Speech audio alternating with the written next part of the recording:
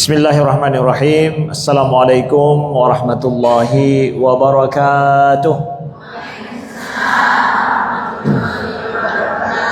Alhamdulillahirabbil alamin. Nahmaduhu wa nasta'inuhu wa nastaghfiruhu wa nastahdihi wa na'udzu billahi min syururi anfusina wa min sayyiati a'malina. May yahdihillahu fala mudhillalah wa may yudlil fala hadiyalah.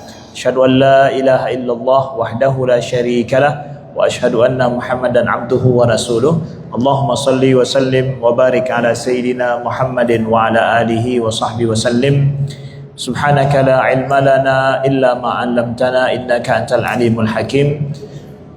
Allahumma anfa'na, Allahumma a'inna ala dzikrika wa syukrika wa husni ibadatik, amma ba'du. Siang saya muliakan Ketua MT Majlis Ta'lim Al-Muhibbah, ya, Ibu Sumi, ya, di mana Ibu? Ya, Ibu Sumi, ya. Kemudian yang saya muliakan Ketua DKM Masjid As-Siddiq Cikeas, Bapak Ramdan, ya, dan seluruh jajaran beliau, dan seluruh ibu-ibu anggota Majlis Ta'lim yang Allah muliakan. Alhamdulillah, di pagi yang cerah ini sebelum zuhur, ya, sama-sama kita Allah izinkan untuk i'tikaf sejenak di masjid. Kita niatkan untuk sama-sama i'tikaf, sama-sama kita menuntut ilmu, dan ini merupakan pertemuan kalau saya ke masjid ini yang kedua kali, ya.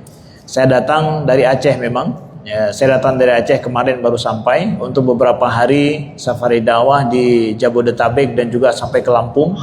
Alhamdulillah, dengan perantara daripada Bapak Ramdan, Allah izinkan kita bisa bersilaturahim pada hari yang berbahagia ini. Sedikit saya berbagi, kita saling menasehati dalam masalah keluarga, begitu juga dalam masalah mendidik anak, terkhusus adalah dengan ibu-ibu, ya. Karena layak untuk kita pahami bahwa mendidik anak itu adalah tugas kedua orang tua, tetapi terkhusus itu adalah seorang ibu, ya. Karena ibulah yang diberikan oleh Allah kemampuan untuk mendidik anak. Saya seorang guru juga, dan saya juga memiliki sekolah, ya, di Aceh, ya, dan saya tahu bagaimana untuk sekolah itu hanya guru-guru, ustazah-ustazahnya lah yang betul-betul mampu untuk care terhadap anak dibandingkan dengan ustadz-ustadz. Ya, guru laki-laki itu untuk TK itu susah ada guru laki-laki untuk TK, ya. Karena anak-anak hanya bisa dikendalikan oleh wanita memang. Allah berikan kelebihan di situ, ya. Maka dari sini Bapak Ibu yang dimuliakan Allah, saya akan membagi tips dalam pertemuan ini bagaimana caranya, karena pendidikan yang paling penting itu semua adalah di atas segalanya pendidikan sholat. Banyak skill kehidupan yang dibutuhkan oleh anak kita, tapi skill kehidupan yang tidak boleh tidak ada pada anak kita itu adalah pendidikan sholat. Nah, banyak orang tua mengeluh bahwa Ustaz, anak saya nggak mau sholat, ya. Dari anak kecil bahkan sampai anak dewasa tidak mau sholat, dan ada lagi yang bahkan ayahnya anak-anak juga tidak mau sholat, ya. Itu ada anak milenial, anak Gen Z, dan ada anak kolonial juga nggak mau sholat. Itulah yang udah tua-tua itu anak-anak kolonial semua, ya. Itu juga nggak mau sholat, ya. Ada apa permasalahannya, ya. Nah, kalaulah Bapak Ibu merasakan bahwa masa saat ini ada suami, bahkan mungkin ada orang tua juga masih juga belum mau sholat, ya, ketahuilah itu hasil pendidikan zaman dulu, ya. Maka kita tidak mau anak kita, cucu kita hari ini salah didik, ya. Karena Nabi sampaikan pada kita, kullu mauludin yuladu 'alal fitrah, ya. Semua anak itu dilahirkan dalam keadaan fitrah. Apa makna fitrah? Makna fitrah itu adalah semua anak itu lahir, dia itu mampu untuk taat pada Allah Subhanahu wa ta'ala. Allah ciptakan fitrah manusia itu semuanya mampu taat pada Allah, nggak membangkang sama Allah. Dia mampu untuk dekat sama Allah. Tetapi kata Nabi, fa'abawahu yuhawwidanihi, ya, yunassiranihi au yumajjisani. Tapi kedua orang tuanya lah yang kemudian menjadikan dia Yahudi kah atau Nasrani kah atau Majusi. Kok bisa begitu? Ya. Asli manusia itu dilahirkan Allah mampu taat pada Allah, nggak ada yang membangkang sama Allah. Tapi kata Nabi, orang tuanya nih, ayah ibunya lah yang menjadikan mereka entahkah Yahudi, entahkah Nasrani, entahkah Majusi, entahkah nggak tahu diri bahkan. Di sini Nabi sampaikan kepada kita besarnya peran kedua orang tua dalam menjadikan anaknya itu jalan lurus atau tidak. Ini tanggung jawab kita orang tua. Makanya di antara pendidikan dalam Al-Quran yang ditekankan oleh Allah itu adalah wa'mur ahlaka bis-salati wastabir 'alaiha la nas'aluka rizqa nahnu narzuquk wal 'aqibatu littaqwa, kata Allah. Allah sampaikan apa? Nih, langsung Allah sampaikan dalam ayat, wa'mur ahlaka bis-salah. Suruhlah keluargamu untuk salat. Ya. Wastabir 'alaiha, dan bersabarlah dalam melaksanakan solat itu. Ini perintah Allah langsung untuk keluarga. Dari suami untuk istrinya, istri untuk anak-anak. Wa'mur ahlaka bis-shalah, suruh keluargamu itu untuk solat. Wastabir 'alaiha, dan bersabar. Bersabar di sini kata para ulama, wastabir itu bukan wasbir. Kadang ada juga bahasa Arab suruh sabar wasbir, bersabarlah. Tapi ini wastabir. Kata para ulama, kenapa Allah firmankan wastabir bukan wasbir?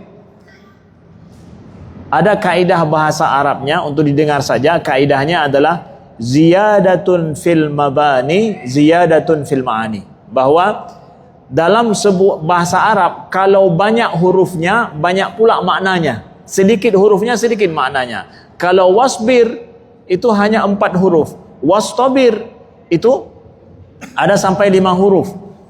Nah, kalau demikian, lebih banyak makna wastabir. Sehingga kata para ulama, Allah perintahkan wastabir, sangat-sangat bersabarlah.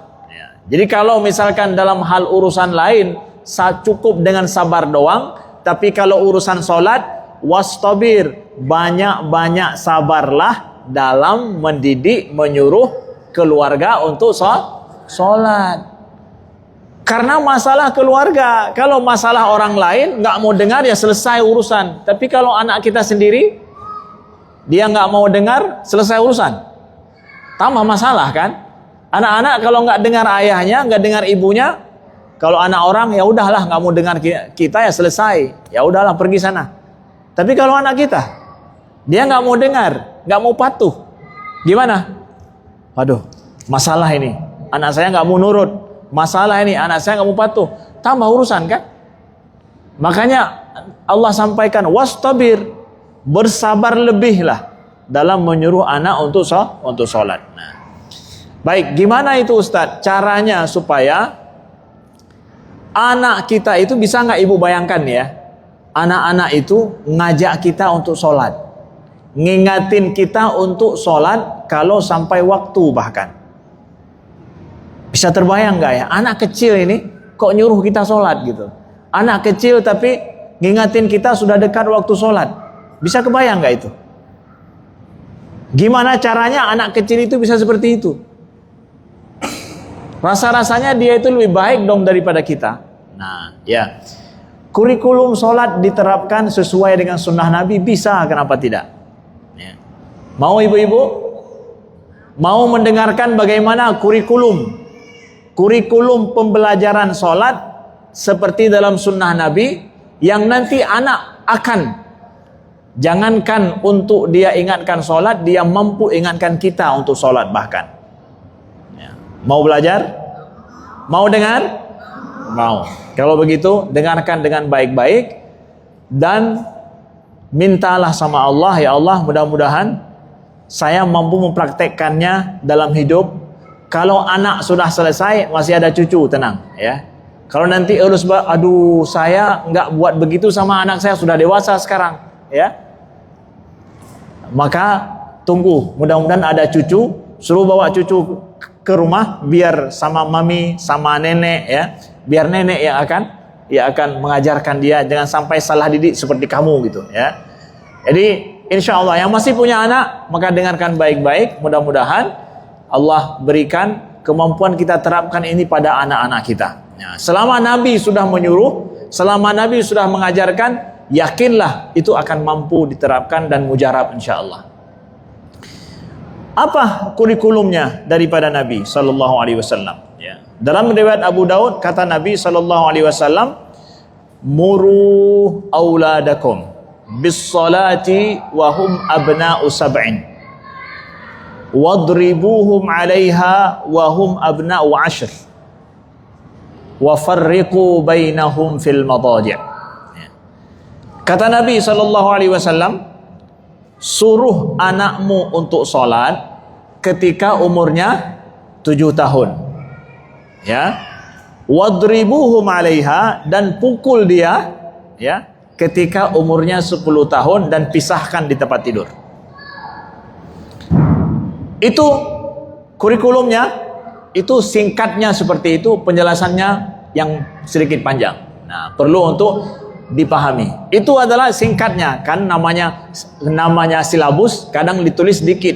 Bagaimana cara menjabarkan mendidiknya praktek hari-hari, ini yang panjang, ya. Nah, kita dapatkan daripada Nabi sallallahu alaihi wasallam, Nabi sampaikan, suruh anakmu untuk sholat umur 7 tahun dan pukul dia ketika umur 10 tahun. Pertanyaannya, gimana cara nyuruh? Gimana cara pukul? Ya, rentang waktunya seperti apa? Ya. Jadi Nabi katakan suruh sholat 7 tahun. Jadi ada fase sebelum 7 tahun, ada fase ketika dari 7 sampai 10, dan ada fase dari 10 sampai selanjutnya. Maka kita akan bagi fasenya ini. Jadi fase dari 0 tahun sampai 6 lah, ya, 0 sampai 6 tahun. Dari 1 sampai 6 tahun. Itu fase awal pendidikan sholat, ya. Di fase awal ini, apanya yang kita buat? Kan Nabi bilang tadi suruh sholat umur 7 tahun, ya. Umur 7 tahun suruh sholat. Jadi kalau umur 1 sampai 6 tahun kita nggak ada suruh. Kita umur 0 sampai 6 tahun itu masanya adalah untuk show sholat. Tampakkan pada anak kita tentang sholat. Anak kita terus menerus dari umur 0 atau 1 tahun sampai 6 tahun, anak kita terus menerus melihat ibu dan ayahnya sholat. Biar mereka lihat saja. Anak kita yang kecil-kecil, yang perempuan, lihat ibunya, bundanya, uminya pakai jilbab, dia juga mau pakai jilbab. Pakai mukena setiap sholat, dia mau juga dibelikan mukena yang sesuai dengan dia, yang ada gambar bonekanya, gambar macam-macam, ya. Ada kartunnya mungkin, itu sesuai dengan kekanak-kanakan dia. Tapi dia mau ikut, mau beli. Bagus, itu pendidikan ibundanya masuk kepada dia tanpa disuruh, tanpa diminta.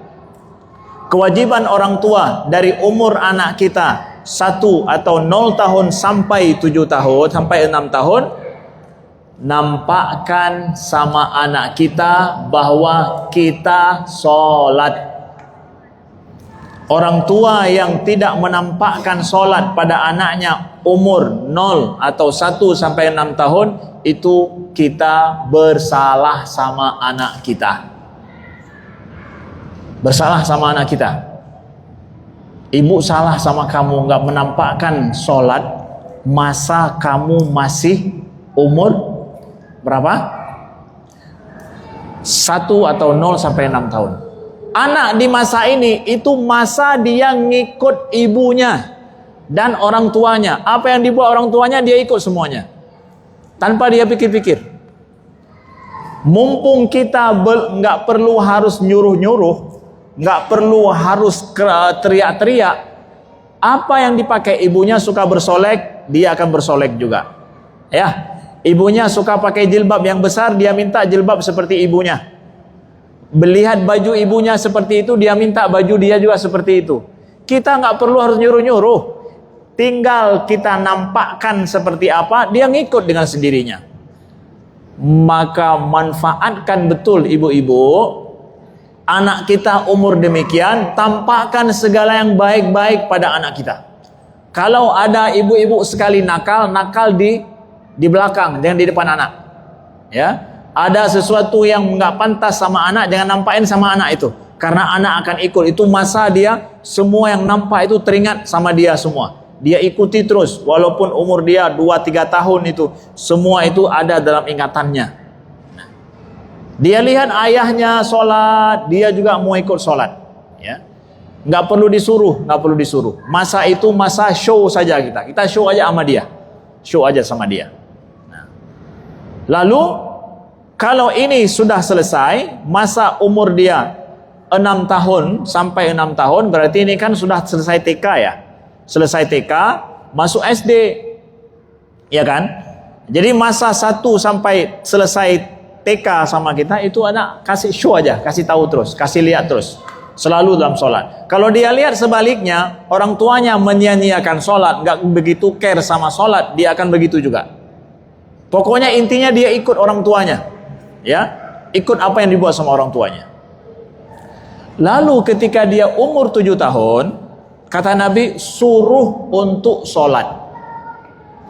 Siapa yang berhak untuk suruh anak kita sholat? Siapa? Orang tuanya? Orang tuanya? Enggak. Yang berhak nyuruh untuk sholat adalah yang menampakkan sholat sama dia selama 6 tahun. Ya enggak? Yang berhak nyuruh dia sholat, yang menampakkan, yang mengajarkan sholat, menampakkan sholat kepada dia selama 6 tahun. Kalau misalkan dia nggak kenal, nggak pernah kita nampakkan sholat sama dia, tiba-tiba kita suruh, sah nggak kalau anak kita bilang, ngapain nyuruh saya? Situ aja nggak ada kerjain. Ya, ibu nggak ada pernah buat, masa suruh saya?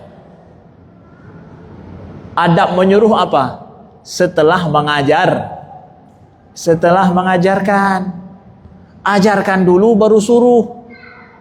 Kalau nggak ngajarin apa-apa, gimana ibu mau nyuruh? Ya nggak? Makanya rahasia Nabi katakan suruh anakmu untuk sholat. Jangan ibu pikir, tunggu ya 7 tahun aku suruh nanti. Mentang-mentang merasa seorang ibu, mentang-mentang merasa seorang ayah, jadi nanti 7 tahun kita suruh. Selama 1 sampai 6 tahun ngapain? Ya nggak dinampakkan, nggak diajarin sholat, nggak bisa. Ajarin sholat dulu, nampakkan sholat dulu, baru kemudian kita ini yang menampakkan dan ngajarin dia sholat selama 6 tahun. Saatnya 7 tahun, nak sholat nak. Ya, sholat. Nih dia, itu yang benar. Kalau si ayahnya nggak sholat, kamu diam, kamu tidak ada sholat, nggak bisa nyuruh-nyuruh anak sholat.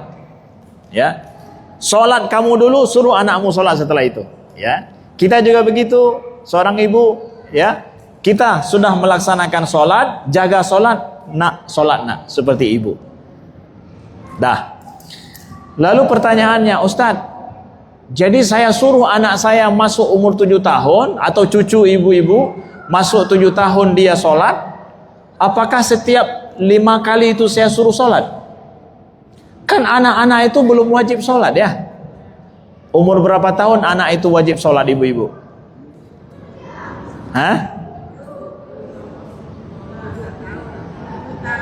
7 tahun?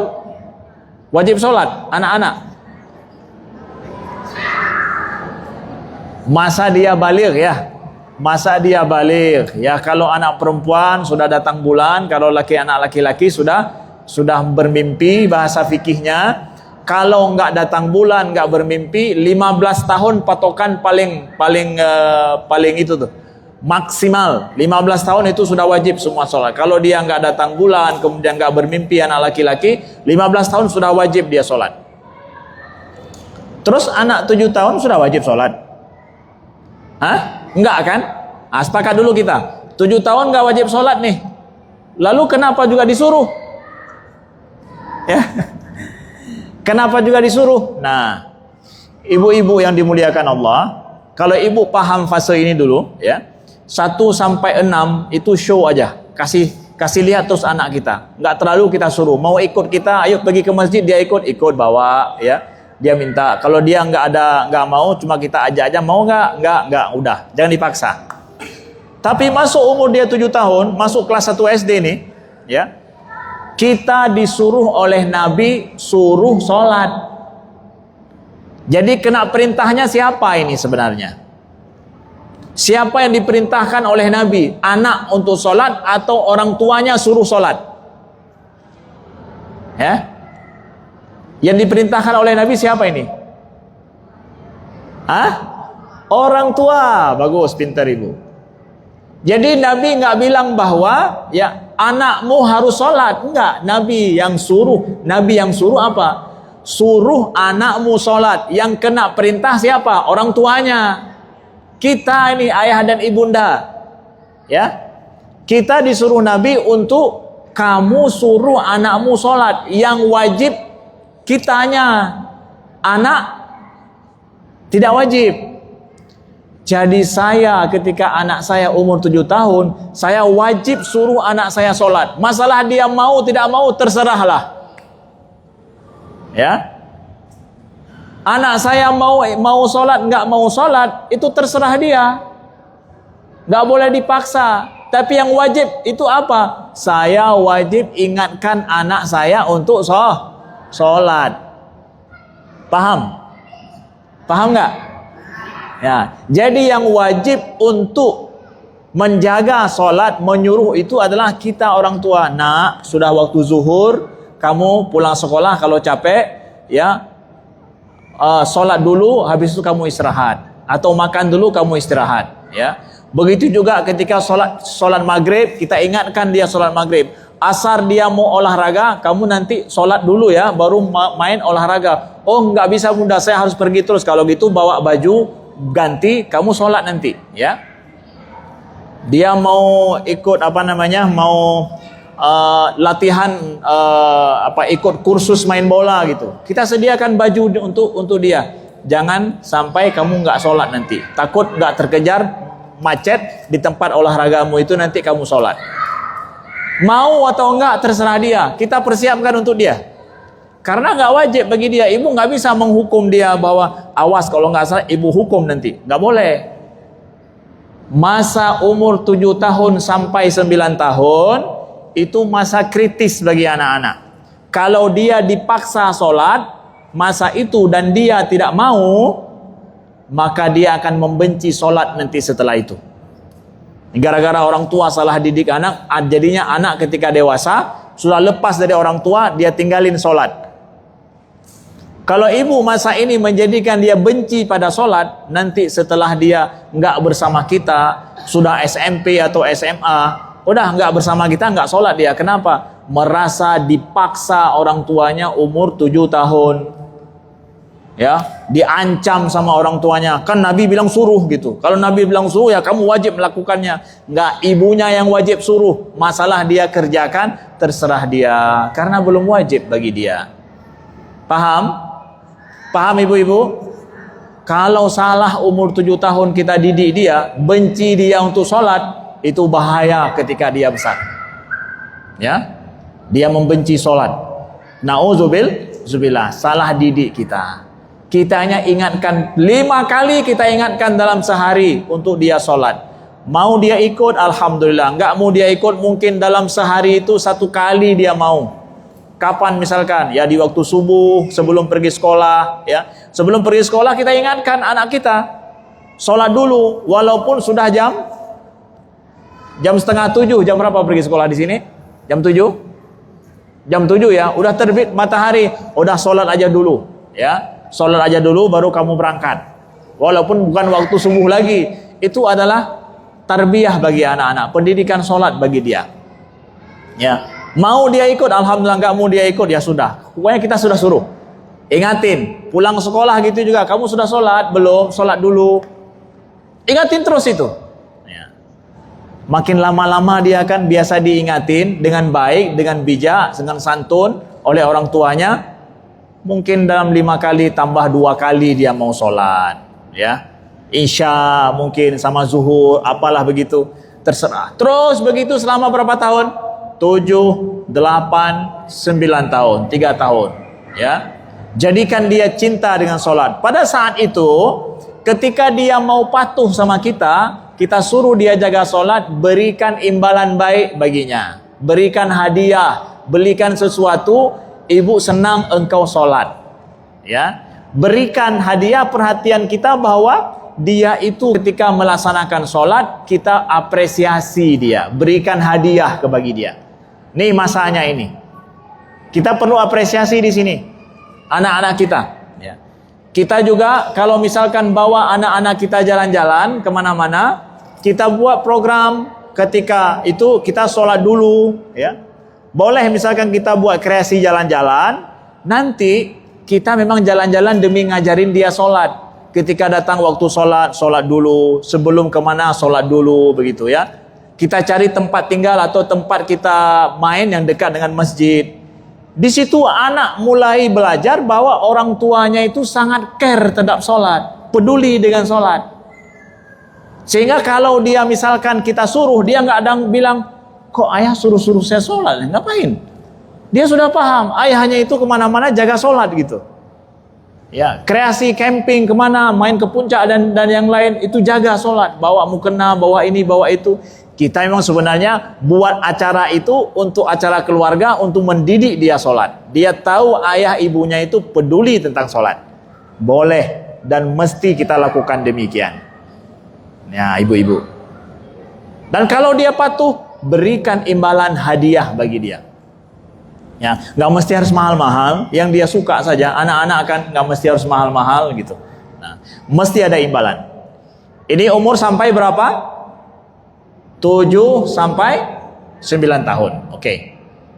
Lalu kata Nabi, wadribuhum 'alaiha. Ya. Wahum abna'u ashr. Pukul dia untuk melaksanakan solat pada umur 10 tahun. Pukul Ustaz. Ya. Apa enggak apa itu? KDRA ya? Apa itu? Kekerasan anak ya? Ya. Kekerasan terhadap anak itu Ustaz. Itu masuk perlindungan anak. Tunggu dulu. Nabi sampaikan kepada kita untuk pukul anakmu untuk sholat ketika umurnya 10 tahun. Ini masalah gimana cara pukul, nanti kita ajarkan. Pemahamannya begini. Ini kan maksud daripada pukul, kata Nabi, darban ghaira mubarrih. Pukulan yang tidak melukai, tidak menyakiti, tidak meninggalkan bekas, tidak meninggalkan memar. Gimana itu cara pukul? Tidak menyakiti, tidak meninggalkan bekas, tidak memar, ya. Gimana cara kita pukul ya? Itu pukulan apa namanya, Ibu? Pukulan kasih sayang, betul, ya. Yang si anak ini tahu kalau ibunya itu tegas loh, ya. Nah, kalau sudah umur 10 tahun sudah masuk nih tegas. Dulu kan selama 3 tahun dia masih, ya kita suruh masih mutar-mutar, ternyata nggak lakuin. Tapi umur 10 tahun kita tegas, kamu tadi nggak sholat zuhur ya? Sudah maghrib, zuhur nggak, asar pun nggak ya? Kita tegas. Sudah mulai kita rincikan, kamu nggak sholat ini ya, nggak sholat ini ya, kita tegaskan. 10 tahun mulai masuk level 3. Ketegasan dari orang tua. Maka siapa, pertanyaan saya ini, siapa yang berhak mukul si anak ini dengan cara yang saya sampaikan tadi? Siapa yang berhak mukul? Bukan orang tua. Yang menyuruh dia selama 3 tahun sholat.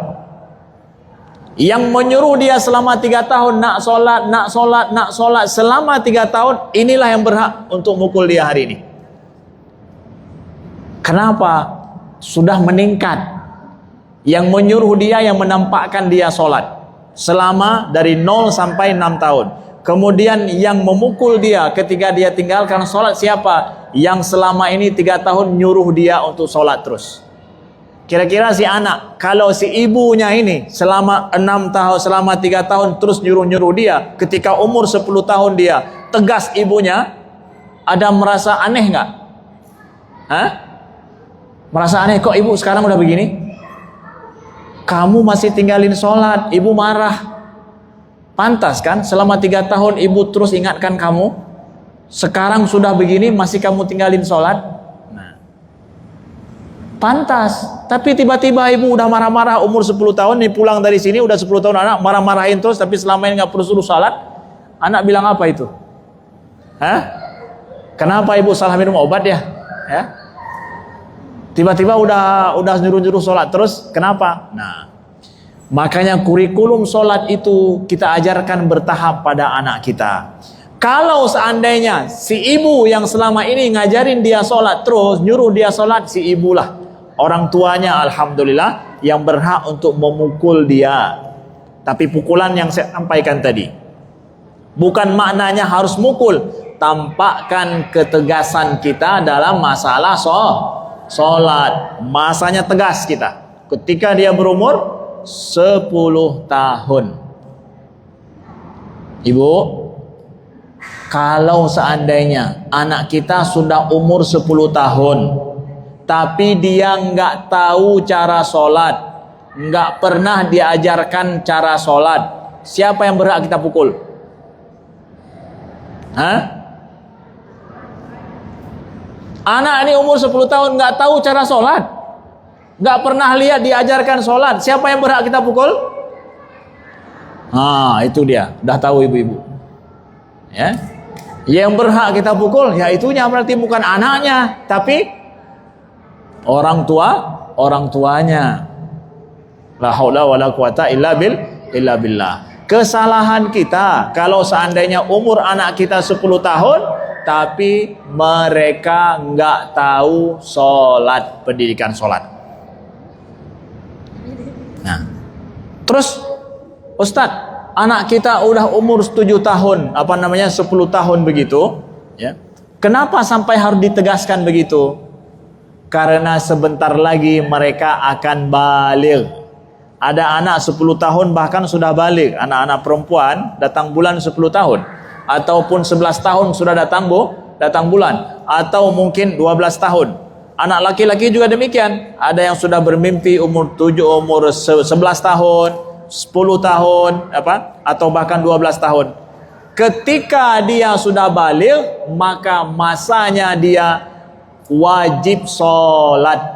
Ketika dia wajib sholat, udah dia sudah terbiasa tidak meninggalkan sholat lagi.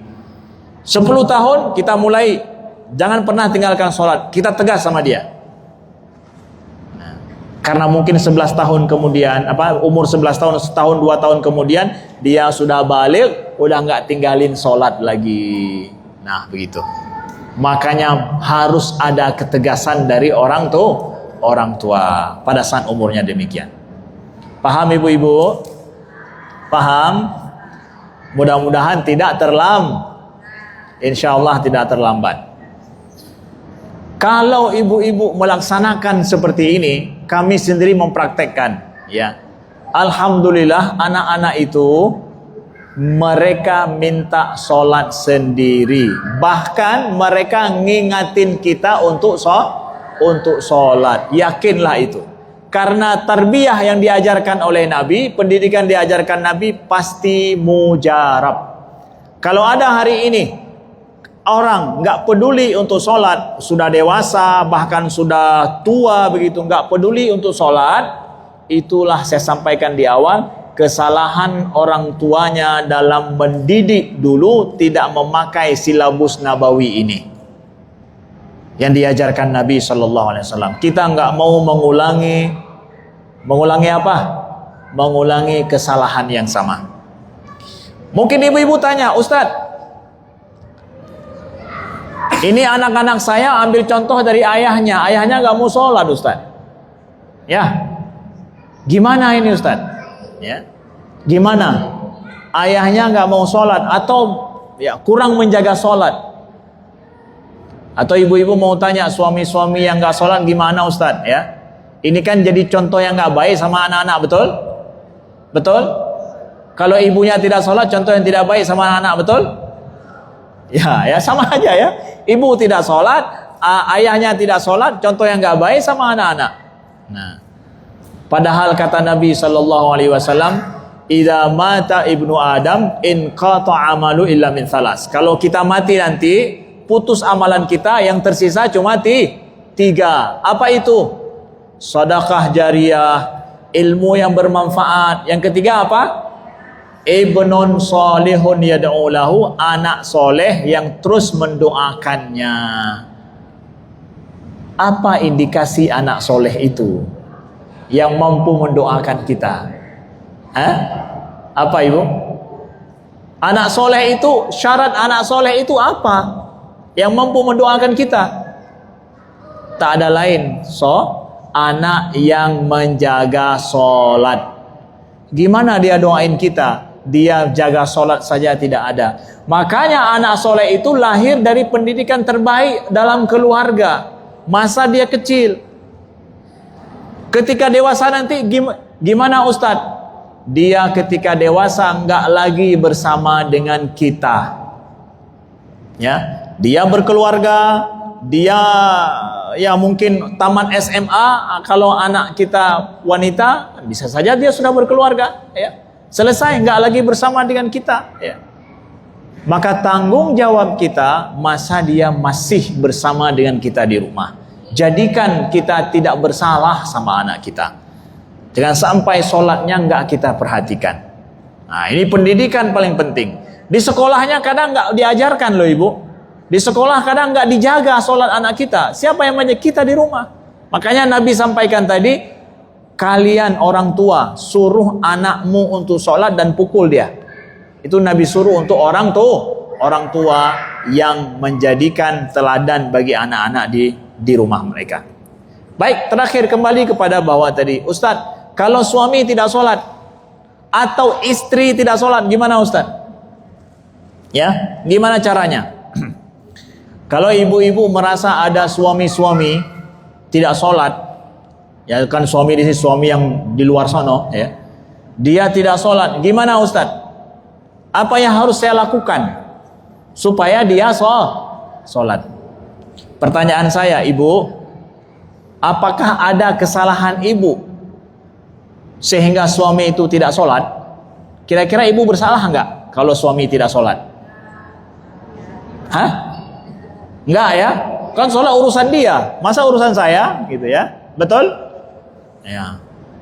Jadi ibu merasa bersalah enggak kalau suami tidak sholat? Enggak. Nah, ini ibu bilang enggak ada merasa bersalah. Pertanyaan saya, ya. Itu suami siapa yang pilih? Siapa yang pilih jadi suami ibu? Ayah yang pilih. Ya. Ibu ada buat syarat enggak bahwa engkau kuterima jadi suamiku adalah yang menjaga sholat. Kalau enggak jaga sholat, tidak akan pernah engkau menjadi suamiku. Ada buat syarat begitu? Ada buat syarat? Kalau ibu enggak buat syarat begitu, salah ibu hari ini kalau suami tidak sholat. Kalau enggak jadi suami orang, enggak jadi suami ibu. Ya, dia akan jadi suami orang. Hari ini ada loh anak-anak kita, anak-anak gadis kita yang buat syarat bahwa aku nggak terima calon suamiku itu merokok, nggak mau terima calon suamiku alkohol, narkoba, ya nggak? Dia buat syarat itu. Kenapa nggak masuk dalam syarat itu sholat? Why? Kenapa? Berarti dulu kita sama-sama nggak mentingin sholat. Nah, kesalahan ini sekarang berarti kalau udah berkeluarga dengan kita ternyata masih nggak sholat, itulah dosaku yang nampak sampai hari ini. Ibu harus bilang begitu. Jadi ibu bilang sama suami ibu ketika lihat dia tidak sholat, engkau ini adalah dosaku masa lalu gitu. Ya, karena aku tidak membuat syarat solat untukmu sehingga kamu tetap nggak solat sampai hari ini. Itu dosa kita nampak pada suami kita. Begitu juga suami-suami yang istrinya tidak solat, itu dosa dia. Ya, yang nampak sampai hari ini. Jadi kalau begitu, dia itu dosa kita, bisa tebus dosa nggak? Dosa itu bisa ditebus nggak? Bisa kita bertaubat dari dosa nggak? Selama kita masih hidup, kita masih bisa bertaubat dari dosa, masih bisa memperbaiki diri, ibu-ibu yang dimuliakan Allah. Jadi gimana caranya? Ibu-ibu, nah, yang penting yang pertama kita sadar itu kesalahan saya. Itu ada andil saya di situ sehingga suami saya tidak sholat. Nah, sekarang bertaubatlah kita dari kesalahan kita. Kita bertaubat dengan menjadikan dia kembali mau untuk sholat atau mulai menjaga sholatnya demi anak kita yang akan kita didik menjadi anak-anak yang soleh. Paling kurang adalah indikasi anak soleh itu syaratnya dia jaga sholat. Maka ibu pakailah segala macam cara yang ibu bisa lakukan demi suami ibu mau melakukan sholat. Dari cara yang lembut, cara yang macam-macam, yang hanya ibu melakukannya, dia akan mau. Karena ibu orang yang paling dia sayangi, ibu orang yang paling dia cintai. Bahasa cinta dan bahasa sayang itu pakai untuk merayu dia supaya dia sholat. Orang lain nggak bisa. Suami ibu yang paling tahu adalah ibu. Maka berusahalah, ya, wajib usaha kita itu menebus dosa masa lalu kita. Untuk merayu suami, jangan marah-marah kepada suami. Jangan pulang daripada majelis ta'lim sudah marah-marah pada suami, nggak masak, nggak ini, nggak itu sampai kamu sholat besok hari. Suami kan heran, kenapa tiba-tiba begini? Akhirnya dia bilang, kamu kalau begitu nggak usah pergi majelis ta'lim lagi. Kenapa? Tiba-tiba kok marah-marah sama saya begitu? Padahal sudah 20 tahun kita berkeluarga, kita asyik-asyik aja nggak ada sholat gitu ya. Ibu ya 20 tahun ibu nggak peduli dengan dia tidak sholat, 20 tahun ke depan ibu harus menjadikan dia sholat. Begitu ya. Gimana caranya Ustaz? Ibu yang lebih tahu. Cari berbagai macam cara. Dari cara yang lembut sampai cara yang selanjutnya, dan cara ibu yang lebih paham, lebih tahu tentang kondisi suami ibu. Ya, ajak dia ke majelis ta'lim, ajak dia untuk dekat dengan orang-orang baik, dekat dengan masjid. Ya, kalau enggak paling kurang Jumat dulu lah.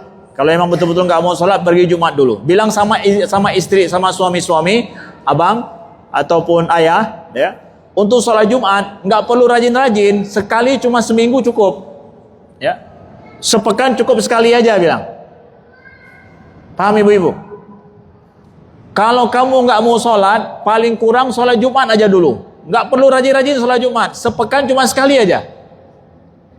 Ya, jadi sholat orang malas ya. Pekan cuma sekali. Jumat aja dulu kamu. Ya. Setelah itu ngajak ya. Kita buat program ngajak. Oh ada ustadz itu yuk ikut kajian ya. Ajak dulu. Buat pemahaman dia. Bisa dilakukan ya. Bapak Ibu. Dari cara yang merayu berbagai macam cara. Ya, buat jadikan program itu untuk menebus kesalahan kita kepada dia selama ini. Insya Allah itu akan berimbas baik pada anak-anak kita. Ya. Baik, kita ini sampai jam 11 ya. Saya akan buka sesi pertanyaan. Kalau ibu-ibu ada yang insya Allah mau bertanya, baik seputar masalah anak-anak, masalah keluarga, kami persilakan yang mau ditanyakan. Ya. Baik.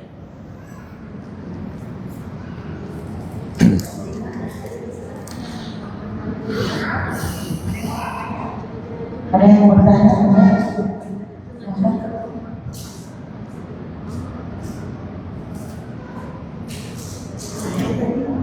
Ya.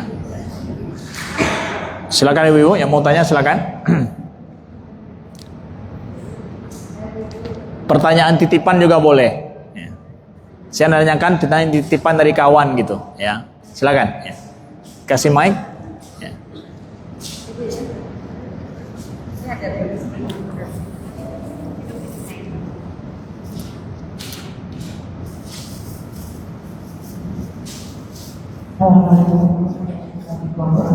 Waalaikumsalam warahmatullahi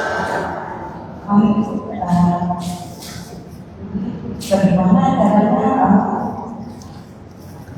dari anak yang sudah ayah bagaimana kan kalau kita pagi itu susah banget bangunnya kita sampai kerja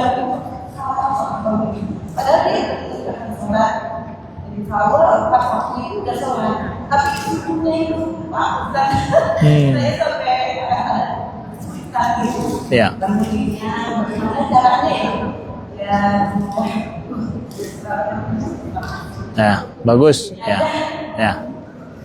Ada yang lain, silakan yang lain. Yang lain ada?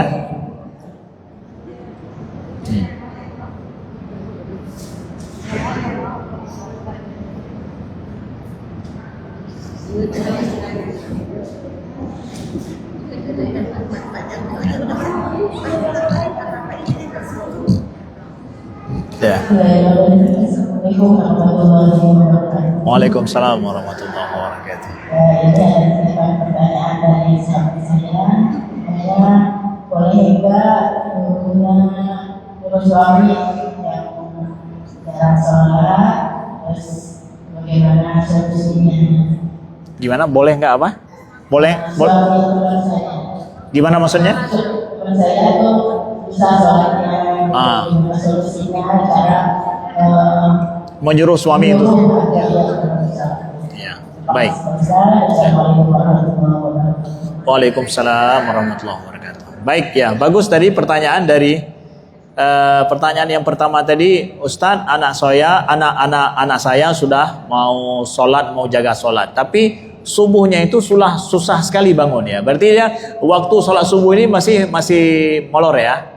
Ya, maksudnya kalau yang lain dia udah mau jaga sholat ya. Umurnya udah berapa tahun Ibu?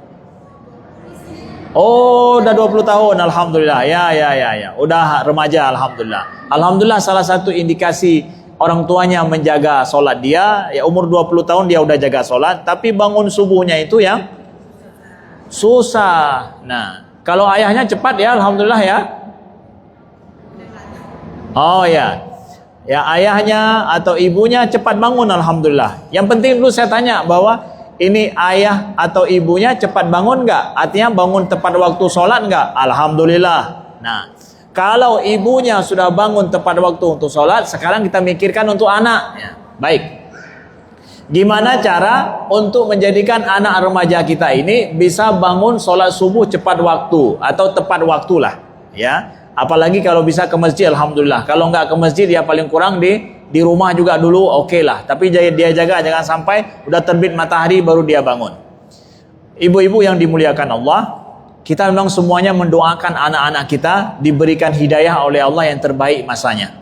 Ya, kita tahu anak muda, apalagi umurnya 20 tahun, itu masa-masa pancaroba dalam hidupnya. Ya. Dia masa-masa menghadapi kesusahan dalam hidup sebagaimana kita pernah merasa susah loh masa muda kita dulu, dengan apa? Pemahaman persepsi agama kita juga yang belum begitu baik, belum begitu kuat.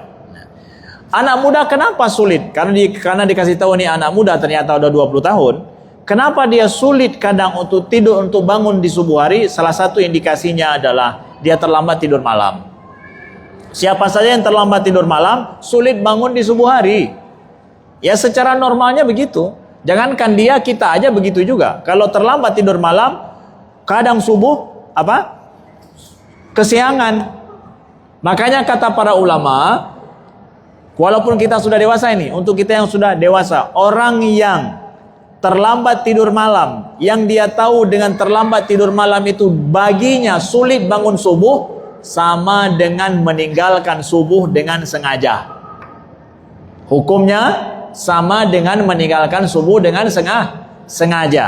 Kita bergadang malam, tahu kita ini memang sulit bangun subuh kalau bergadang malam, ya, maka telatnya kita sholat subuh, terbit matahari baru sholat subuh di luar waktu, termasuk dianggap meninggalkan sholat dengan sengaja. Meninggalkan sholat dengan sengaja itu dosanya besar. Nauzubillah. Nah, oke, kalau begitu ibu-ibu, bagaimana anak saya ini?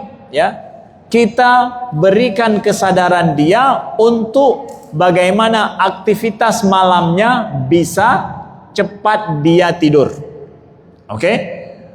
Kita ingatkan dia untuk kamu cepat tidur malam supaya subuh kamu bisa bangun dengan cepat. Gak mau mah. Ini penting malam ini enak gitu. Oke, kalau gitu janji sama mama bahwa kamu terlambat tidur tapi janji besok sholat di waktu subuh. Gimana? Tepat waktu. Janji sama mama. Ini sebelum tidur ini. Kamu pilih dua. Tidur cepat supaya bisa bangun, atau tidur terlambat tapi wajib jaga sholatmu itu nanti. Mama tidak mau tahu. Gimana? Mau pilih yang mana nih? Kita harus ada dialog sama anak kita yang sudah dewasa. Kita nggak boleh memveto langsung. Pokoknya mama mau tahu. Gini. Nggak boleh. Kita mesti ada dialog. Berikan pilihan sama dia. Oke mama, nggak apa-apa. Pokoknya aku akan bangun. Janji ya. Ini mama rekam ya. Malam ini janjimu ya. Kita rekam malam janji dia. Kemudian ketika dia kita bangunkan, kita putarkan janjimu sama mama. Mungkin malam pertama belum, malam kedua belum, malam ketiga belum ya. Setelah itu insya Allah teruslah ya. Insya Allah sampai dia menepati janjinya. Jadikan itu janji dia, bukan suruhan mama. Karena anak-anak ada sebagian kalau disuruh-suruh sama mamanya, dia jengkel dia. Tapi kalau udah janji dia, gitu ya. Buat begitu. Cara selanjutnya yang ketiga adalah ya, dia punya kawan yang kawannya ini memang bangun subuh ya. Kalaupun bisa dia subuh, misalkan ajak kalau hari-hari libur, yuk subuh di masjid ya. Ada kawannya yang di masjid ya. Ada ada circle dia itu yang memang dia berkawan untuk ngingatin dia sholat subuh tepat waktu. Itu juga salah satu membackup ya, membackup supaya anak kita itu terus terjaga dengan baik. Ibu-ibu perlu tahu anak-anak muda ini, anak-anak mulai umur 15 tahun lebih, ya, itu kawannya itu lebih berpengaruh pada dia daripada kita. Jadi jadikan kawan dia itu untuk mensupport apa yang kita mau. Jadi ibu-ibu harus paham, kalau anak-anak ibu sudah remaja, muliakan teman dia. Jangan sampai dia merasa temannya itu enggak kita hargai. Karena dia lebih dengar temannya kadang daripada kita ketika umur dia sudah remaja. Jadi kita supaya mempengaruhi kawannya ini, kita hormati kawan dia, kita muliakan kawan dia, bilang seluruh teman-temanmu ke rumah nanti ibu masak apa gitu. Kita muliakan teman dia, anak kita senang. Nanti kalau ada masalah dengan anak kita, melalui temannya inilah kita akan berkoordinasi, tolong jaga dia, nasihati dia, kasih tahu dia begini. Nah, itu sangat penting bagi anak-anak yang remaja. Begitu ibu, mudah-mudahan ya anak ibu jadi anak yang soleh insyaallah ya. Amin ya rabbal alamin. Kemudian yang ketiga tadi, Ustadz, gimana Ustadz cara nyuruh suami untuk sholat? Saya udah kasih tahu tadi, itu ada salah ibu nggak di situ? Kalau suami tidak sholat, ada salah kita ya? Nah, saya katakan tadi supaya kita sadar, jangan cuma omel-omelin suami doang, tapi ada kesadaran bahwa ini suamiku tak sholat gara-gara aku juga dulu nggak terlalu peduli, jadi suamiku dia tidak sholat ya. Lalu sekarang saya sampaikan tadi bahwa suami kita nggak sholat itu adalah wujud dosa kita masa lalu ya. Syukur-syukur kita sudah sholat sekarang ya, itu wujud dosa kita masa lalu. Maka menjadikan dia sholat itu adalah penebusan dosa kita. Dari target kita ini, aku tebus dosaku dengan aku berusaha sekuat tenaga dia harus bisa sholat. Gimana saya suruh Ustaz? Karena tahu ini dosa kita, maka kita akan care pada dia. Nggak bisa bilang bahwa kamu jangan nyuruh aku sholat ya. Nggak, kita bertanggung jawab. Kamu nggak sholat itu gara-gara aku. Kok bisa gara-gara kamu? Iyalah, aku dulu nggak ada mikirkan sholat kamu gitu. Jadi salah aku juga. Nah, jadi gimana saya suruh? Ada suami, macam-macam tipe suami ya. Ada suami yang kalau dia ajarin sama istrinya, dia merasa sombong. Ngajarin baru 2 hari pergi majlis taklim udah ngajarin saya gitu. Ya, ada suami gitu. Diajarin sama istrinya merasa bahwa dia nggak mau dengar. Ya. Maka perlu kepada siapa? Perlu kepada orang yang mau dia dengar. Siapa orang yang mau dia dengar? Kalau misalkan dia nggak mau dengar kita gitu, belum mau dengar kita, belum ya. Melalui siapa? Melalui teman dia, ingatkan dia untuk sholat. Melalui guru dia kalau dia punya guru. Melalui orang tuanya yang dia segani. Kalau memang ada orang tua yang dia segani, masuklah kita melalui orang yang dia segani, yang mau dia dengar, untuk ngingatin dia, nasihatin dia untuk sholat. Ya, melalui itu. Kalau dia nggak mau dengar kita langsung. Tapi kalau tipe suami kita mau dengar kita, mau dengar kita dengan baik, dia banyak menghargai kita, maka langsung sampaikan kepada dia, nasihati dia dengan air mata, kita nasihati dia. Kan kalau ibu-ibu dan pinter main air mata kan? Ya, bisa kan? Ya, ya. Kita bilang masalah anak kita, sayang sama anak kita, dia tidak sholat, aku mau jadi anakku anak yang sholat, aku mau kita sama-sama di surga, ya. Selalu kita ingatkan dengan air mata kita. Aku tidak mau ayah nanti kita terpisah loh. Aku tidak mau anak kita itu terpisah. Dia akan durhaka sama kita gara-gara kita ini. Ya, jangan salahkan dia langsung. Salahkan ibu, salahkan kita. Dia ngomong dasar kamu, memang dasar kamu. Jangan. Tapi kita gitu. Jangan pakai kamunya, tapi kita. Seakan-akan dia tidak sholat itu adalah masalah kita berdua.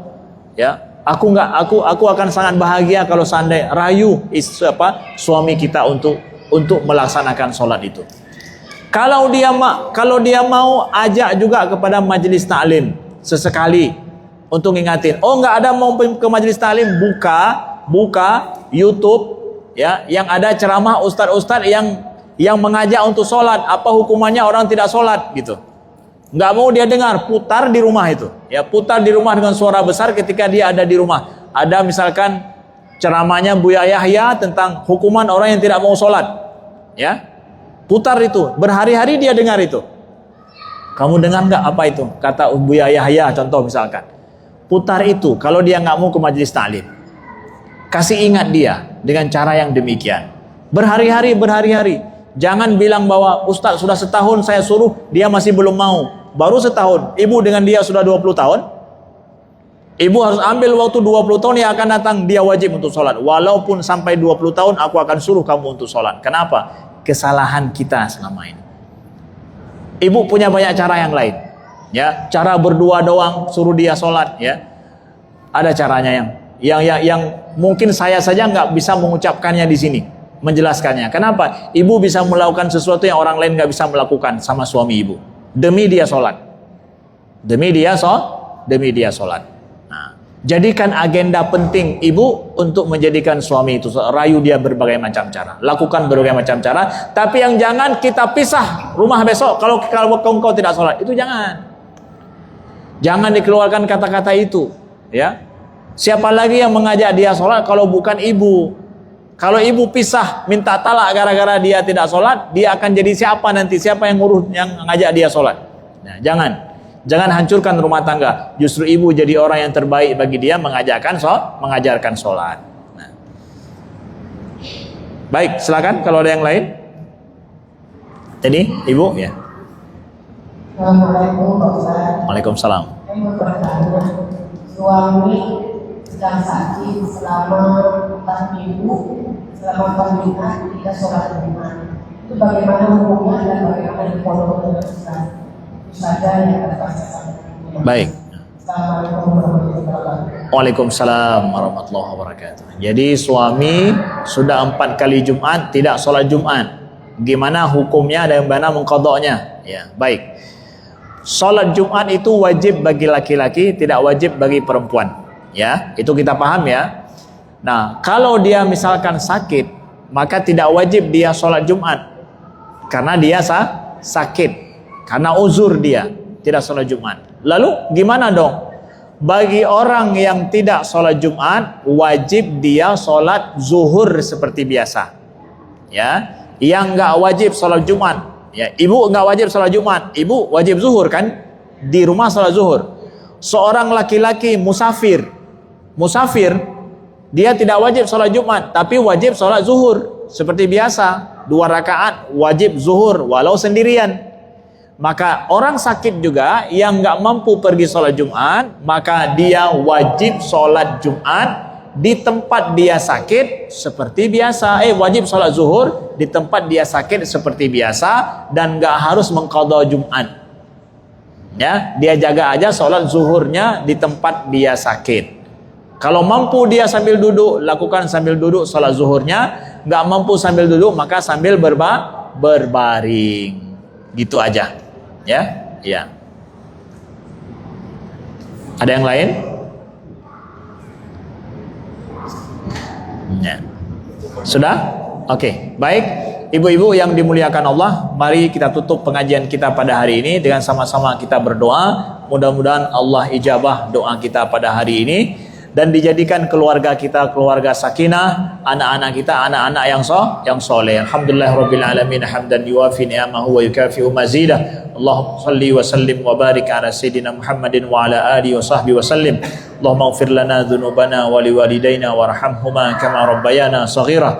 Allahumma a'inna ala dzikrika wa syukrika wa husni ibadatik. Allahumma rabbana hab lana min azwajina wa dhurriyyatina qurrata a'yun waj'alna lil muttaqina imama. Rabbana hab lana min azwajina wa dhurriyyatina qurrata a'yun waj'alna lil muttaqina imama. Allahumma ja'alna muqimina as-salati wa min dhurriyyatina rabbana wa taqabbal du'a. Allahumma ja'alna muqimina as-salati wa min dhurriyyatina rabbana wa taqabbal du'a. Ya Allah, jadikanlah anak-anak kami adalah anak-anak yang soleh ya Allah. Ya Allah, jadikanlah kami keluarga-keluarga yang soleh ya Allah. Jadikanlah keluarga kami keluarga yang menjaga solat dan bagi anak-anak kami dan cucu-cucu kami dan keturunan kami ya Allah. Jadikanlah anak kami pelipur lara bagi kami ya Allah. Jadikanlah anak kami adalah pelipur lara dan menjadi anak yang soleh yang akan kami banggakan dan bersama di surga-Mu nanti kelak. Amin ya rabbal alamin. Allah jaga ya Allah, jaga iman dalam hati anak kami, jaga iman dalam keluarga kami, jaga akhlak anak kami, dan jagalah mereka dari segala fitnah dunia dunia yang mereka hadapi di masa mereka yang akan datang ya Allah.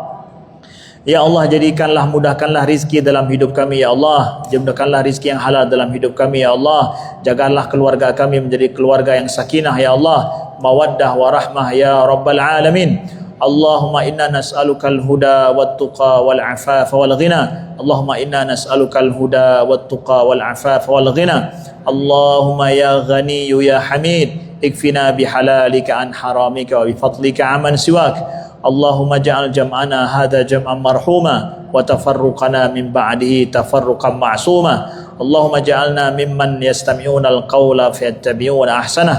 Rabbana atina fid dunya hasanah wa fil akhirati hasanatan wa qina adzaban nar. Wa sallallahu ala sayyidina Muhammadin walhamdulillahi rabbil alamin. Al-Fatihah. Amin asyaitanir rajim. Bismillahirrahmanirrahim. Alhamdulillahi rabbil alamin. Arrahmanirrahim.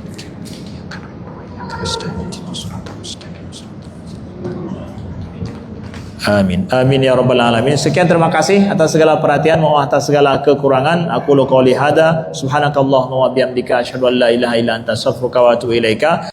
Wassalamualaikum warahmatullahi wabarakatuh.